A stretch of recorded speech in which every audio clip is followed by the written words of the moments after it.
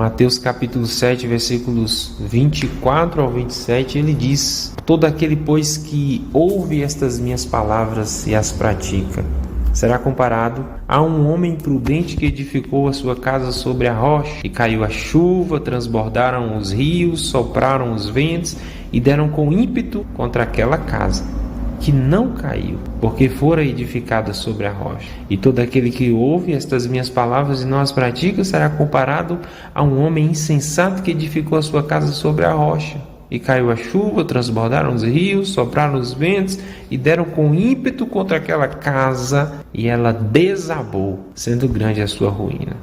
Jesus está ensinando aqui sobre dois tipos de pessoas que ouvem o Evangelho. O que ouve e pratica o ensino do Evangelho é o homem prudente. É semelhante a esse homem prudente que edifica sobre a rocha.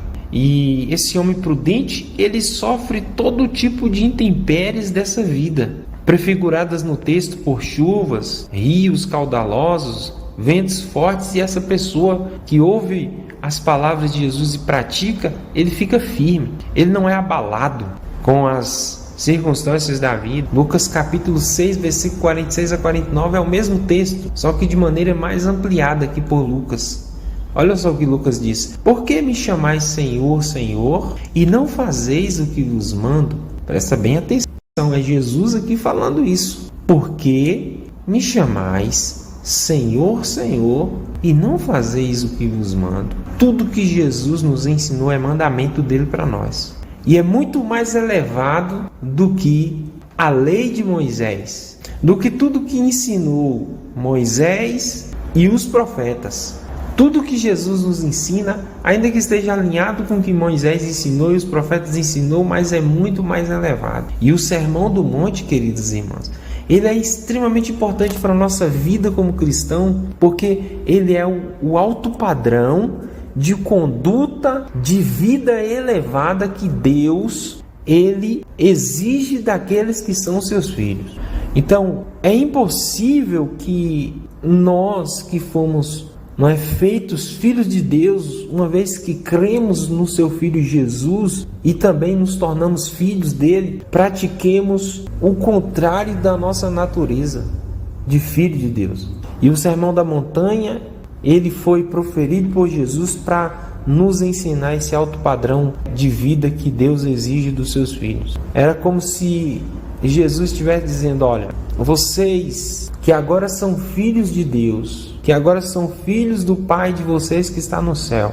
E veja que Jesus sempre está falando isso, para que vos torneis filhos do vosso Pai que está no céu, o Pai de vocês, o Pai celestial, Pai nosso. Jesus está falando para quem é filho de Deus. E quem é filho de Deus tem que andar segundo a natureza de filho de Deus. Não pode ser contrário a isso.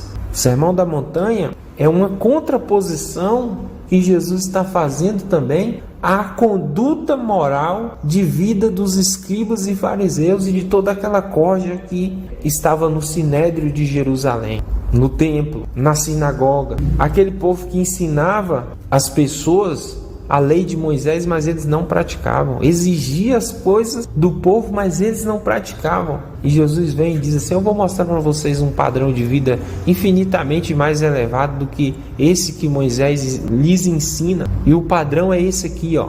O que o Pai quer de vocês é isso aqui. Então o Sermão da Montanha, queridos, é um referencial de vida para nós. E nós sabemos muito bem, quando o Evangelho lança luz às nossas consciências, que nós não somos capazes de praticar tudo isso que Jesus está ensinando para nós aqui no Sermão da Montanha.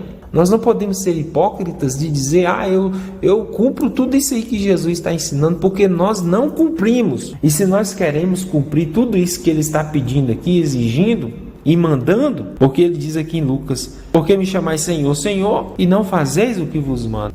Para fazermos o que ele nos manda, nós precisamos dele mesmo. Porque ele diz em João capítulo 15, versículo 6, versículo 5: sem mim nada podeis fazer. Nem o Sermão da Montanha nós não conseguiremos cumpri-lo se não estivermos em Jesus e se ele não for conosco. Se ele não nos ajudar, nós não praticaremos. Se Jesus não for conosco, nós não aplicaremos o Evangelho às nossas vidas e não andaremos segundo ele. É por isso que nós precisamos de Jesus. É por isso que nós precisamos do Espírito Santo de Deus em nossas vidas. Por isso que o Espírito de Deus veio morar dentro de nós para nos ensinar e nos mostrar e nos fazer lembrar de tudo que foi ensinado. Lucas diz: todo aquele que vem a mim e ouve as minhas palavras e as pratica, eu vos mostrarei, Jesus dizendo, a quem é semelhante. Porque é semelhante a um homem que, edificando uma casa, cavou, abriu profunda vala e lançou o alicerce sobre a rocha. Quando eu lia esse texto, na minha mente era o cara que, não é, ele subia numa rocha e ele edificava a sua casa lá em cima, não é? E aí quando os rios subiam, essa casa não ia ficar dentro d'água. Pelo fato dela estar construída no alto, numa rocha, porque a nossa memória, não é? Quando a gente fala de rocha, logo a gente pensa em uma coisa, uma pedra, não é gigante, onde alguém foi lá e colocou a casa lá em cima. Mas não é disso que Jesus está falando. E eu aprendi isso em Lucas, porque Lucas fala que a rocha não está sobre a terra, na superfície da terra. A rocha está lá embaixo. A rocha está debaixo da terra. Ele disse que esse homem cavou e abriu profunda vala até ele encontrou a rocha. E quando ele encontrou a rocha lá embaixo, ali ele colocou os alicerces da sua casa. E ele construiu a sua casa. De sorte que as pessoas olham para aquela casa e falam assim: nossa, que casa maravilhosa. E vieram as chuvas, vieram os rios, os ventos sopraram e deram com ímpeto contra aquela casa e ela não caiu. E as pessoas não entendem, mas como assim? Como assim ela não caiu? E a casa do outro caiu. Por quê? Se as duas casas estão niveladas na terra. Se estão niveladas na terra, porque uma caiu e a outra não caiu. Tudo é uma questão de alicerce, de profundidade em Deus. A semana passada eu estava ministrando na igreja, na comunidade Batista Belém, do pastor Ventura, e eu falava sobre a superficialidade com que nós levamos as nossas vidas nesses dias. Tudo que está na superficialidade o diabo arrebata, o diabo leva embora. Se a nossa vida for construída na superficialidade das coisas, nós não seremos cristãos adequados ao reino. E é disso que Jesus está falando, de uma vida adequada para o reino de Deus, porque do contrário nós não entraremos no reino dos céus. Se nossa vida, nossa conduta, nosso padrão não for alinhado à vida de Cristo, semelhante a Ele, se não andarmos conforme Jesus anda, conforme Ele andou aqui sobre essa terra e nos ensinou, jamais nós estaremos aptos para o reino dos céus. Tem que haver, não é, esse esforço de cavar a profunda vala e lançar os alicerces na rocha que está lá embaixo. E aí, quando vierem a chuva, não é? Quando subirem os rios, os ventos soprarem, essa casa vai ficar firme.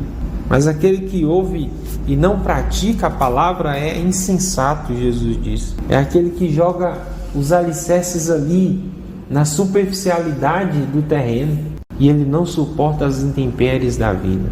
Há quem diga que esses três elementos da natureza proferidos por Jesus aqui, chuva, rios e ventos, eles têm representatividade espiritual. As chuvas podem representar as provações do próprio Deus para a vida do cristão, não é? A chuva está vindo lá de cima, dos céus. Pode representar, pode ser isso, pode se aplicar a isso, não é? Deus nos prova. Deus prova o nosso caráter para saber o que está no nosso coração, se é verdadeiro, se a gente está prontos a ir mais além, se estamos prontos para avançarmos no reino. Os rios caudalosos podem representar as circunstâncias do mundo onde nós estamos. Espiritualmente pode ser as circunstâncias que a gente atravessa aqui, as pressões do mundo, as agitações, as correrias, as propostas, as bandejas, e a gente permanece firme porque nós estamos alicerçados na palavra que ouvimos e nós estamos praticando ela na nossa vida. E os ventos fortes podem representar claramente esse mundo espiritual, não é? Que Paulo disse que a nossa luta não é contra carne e sangue, mas contra as hostes espirituais da maldade. Os ventos que sopram contra essa casa pode representar essa ação do diabo e seus demônios, que todo o tempo nos ataca de todos os lados para nos derrubar e nos destruir. Mas estamos firmes na rocha, não somos abalados, não sucumbimos às propostas, não sucumbimos às tentações, não sucumbimos às pressões, aos ataques violentos do inimigo, porque nós estamos guardados pelo Senhor. E se nós estamos firmados na rocha, nós vamos permanecer firmes, nós vamos avançar, nós vamos continuar crentes até o final da nossa vida. Nós vamos aplicar na nossa vida cada palavra do Evangelho, o Evangelho como um todo. Mas nós o faremos com a ajuda do Senhor, do Espírito de Deus em nossas vidas. Porque de fato, sozinhos, nós não conseguimos.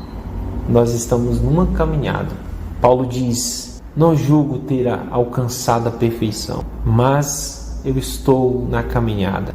Nós não somos perfeitos ainda, mas estamos no caminho certo. Nós estamos caminhando rumo ao prêmio da soberana vocação que está em Cristo Jesus. E essa soberana vocação que está em Cristo Jesus é a vida infinitamente mais elevada que Ele tem para nós.